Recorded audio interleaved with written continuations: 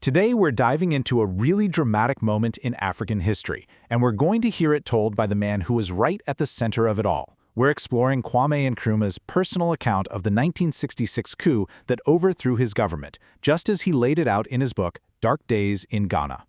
So picture this. It's February 24th, 1966. Kwame Nkrumah, Ghana's very first president and, a giant of the Pan-African movement, is thousands of miles away from home. He's in Peking, what we now call Beijing, on this high-stakes peace mission to Hanoi. And after a whole state welcome, the Chinese ambassador to Ghana walks up to him and delivers these absolutely chilling words.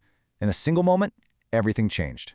And it's really important to remember that everything we're exploring today comes directly from this book, Dark Days in Ghana. Nkrumah wrote it just 2 years after the coup, while he was living in exile.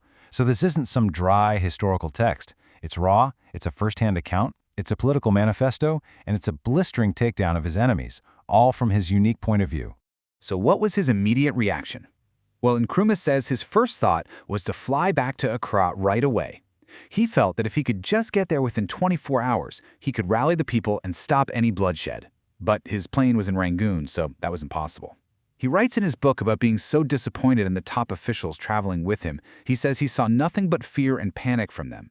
But for himself, he says there was zero hesitation. He decided then and there that he would fight back, and he was going to do it from African soil. And this journey into exile happened incredibly fast. Look at this timeline. On the 24th, he gets the news. The very next day, he's on the phone accepting an invitation from President Sékou Touré of Guinea. By the 28th, he's leaving Peking on a Soviet plane. And then on March 2nd, just a week after being overthrown, he lands in Conakry, Guinea, a country that's strategically just about 300 miles from Ghana. The reception he got in Guinea was, wow, way more than just a welcome. In what was this totally unprecedented act of Pan-African solidarity, President Sékou Touré announced at a huge rally that Nkrumah wasn't just going to be a guest, he was going to be Guinea's co-president. As Touré put it, the coup plotters were wrong to think Nkrumah was simply a Ghanaian. He is a universal man. What a powerful political statement to the world, and a direct challenge to the new regime back in Ghana. So who were these guys who actually took power? Well, the military and police leaders formed a new government they called the National Liberation Council, or NLC for short. But Nkrumah had a different name for them. Broadcasting from Radio Guinea's Voice of the Revolution, he quickly and scornfully gave them a new title, the Notorious Liars Council. To really get Nkrumah's side of the story, you have to understand this one key concept: neo-colonialism. He literally wrote the book on it. For him, the coup wasn't just some internal power grab. No, it was a textbook case of neo-colonialism in action, an attack by outside forces, mainly the US, designed to stop Ghana's socialist path and its big push for African unity. He saw the NLC not as liberators, but as puppets. And his contempt for the coup leaders themselves? Oh, it was personal, and it was scathing. In his book, he just goes through them one by one, dismissing them as complete lightweights. General Ankara? He says that's a guy he'd already fired for being lazy, incompetent, and unreliable. Colonel Katoka? He claims he barely even knew who the man was. Okran? His main interest was apparently bird-watching. And Afrifa was a typical misfit. He basically paints a picture of these mediocre, self-serving men who are easily played by foreign interests. And he makes some absolutely explosive claims. He straight up accuses the embassies of the United States, Britain, and West Germany of being in on the whole plot. He even puts a number on it, claiming the U.S. ambassador offered the plotters $13 million. For Nkrumah, this wasn't just some theory he had. To him, this was the central, undeniable fact of the entire takeover. So why would these powerful countries want him gone? Well, a huge part of his book is dedicated to answering that exact question. He argues, and he argues passionately, that the coup happened not because his government was failing, but because it was succeeding. The picture he paints is of a rapidly modernizing, industrializing Ghana that was becoming a dangerous example for the rest of Africa. And he sets the stage with this really powerful idea. He's reminding everyone of what things were like at independence. Ghana, he says, inherited next to nothing. No real industry, hardly any paved roads, a serious shortage of schools and hospitals. In his view, the whole economy was just set up to benefit the colonizers. So his government's job was to completely rebuild the nation from the ground up for Ghanaians. And he brings the receipts. He uses hard data to back it all up. Just look at this table from his book. Between 1951 and 1961, the number of hospital beds shot up by nearly 160%. The number of doctors and dentists, up by over 220%. To Nkrumah, these weren't just numbers on a page. This was real, tangible proof that his government was working for the people.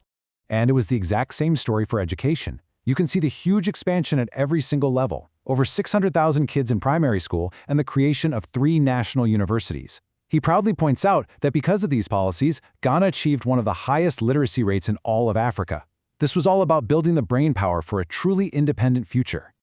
But the absolute crown jewel of his whole development plan was the Volta River Project. This massive dam was actually inaugurated just 1 month before the coup.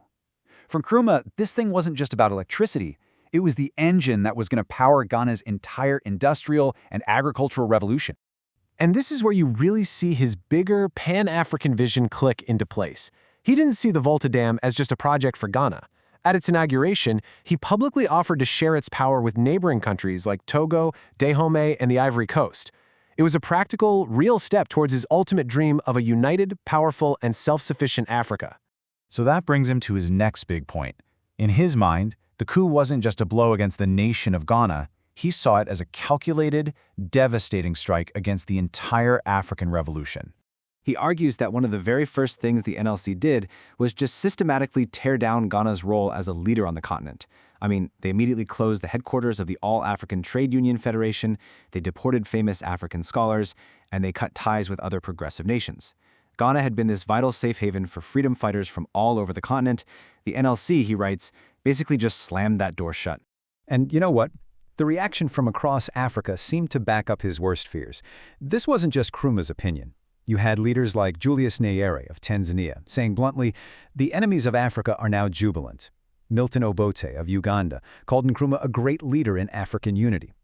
Student groups and politicians all over the continent condemned the coup as an imperialist plot. You could feel this sense of a shared continental loss. But here's the thing, the end of his book isn't about defeat at all. It's about his life in exile in Guinea and his absolute belief that the struggle was far from over. He didn't see himself as some deposed president, but as an active revolutionary, just getting ready for the next phase. He actually describes his time in Conakry as one of the happiest and most productive times of his life. Far from being beaten down, he was reading like crazy, writing constantly, and making plans. He saw the coup not as an end, but as this really harsh lesson that forced a change in tactics, a move toward what he called the militant phase of the revolutionary struggle. And his faith in his cause? It remained completely unshaken. This quote just captures it perfectly. He believed that no military clique, no foreign power, could permanently hold down the will of the people. For him, the masses were always the deciding factor, and he was just certain that their victory was, in the end, inevitable.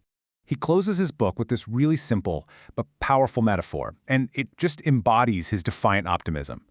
On February 24th, 1966, he says, Ghana was forced to take 1 step backward. But because of that, he believed, the people would resolve to take 2 steps forward. In his mind, the setback would only make the final revolutionary victory that much stronger. But of course, history added a pretty poignant and tragic final chapter to his personal story.